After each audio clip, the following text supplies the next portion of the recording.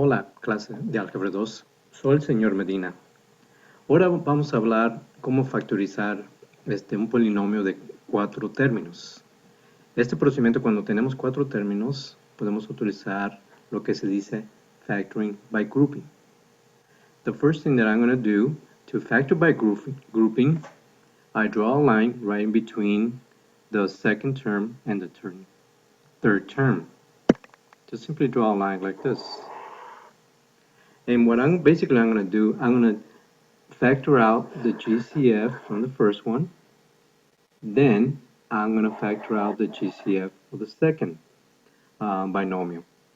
So I'm going to start with the first one, greatest common factor for the first binomial. I notice here that I can't factor out the 7 or the 6 because there's no numbers that factor into the 2. But I could take out one of the variables. In this case would be the n, and always when you factor a variable, always notice that you can always factor out the one that has the smallest exponents. I'm going to go ahead, and that will be my GCF. So let me write this down, GCF.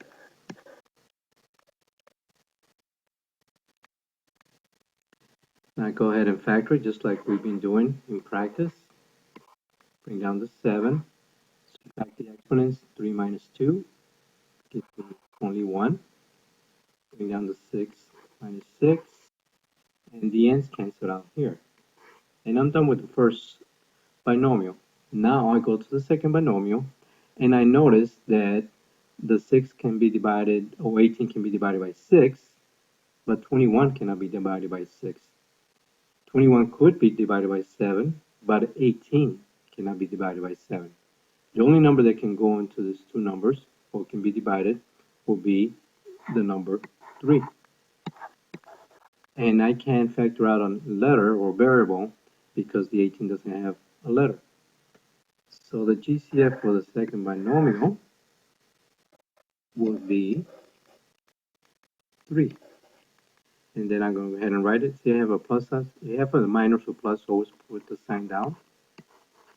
And that's the way I do it, like this. Divide 21 by 3, which gives me 7.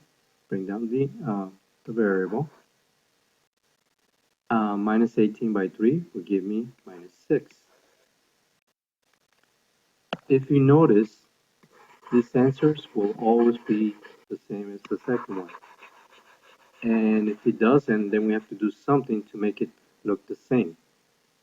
Now that I have I'm done with this, I'm going to go ahead and write my answer. So my final answer is n squared plus 3, and close in parentheses. And then since it's all the same, I only write it once. 7 and minus 6. And this will be my final answer. Thank you for listening, and I hope you understand this.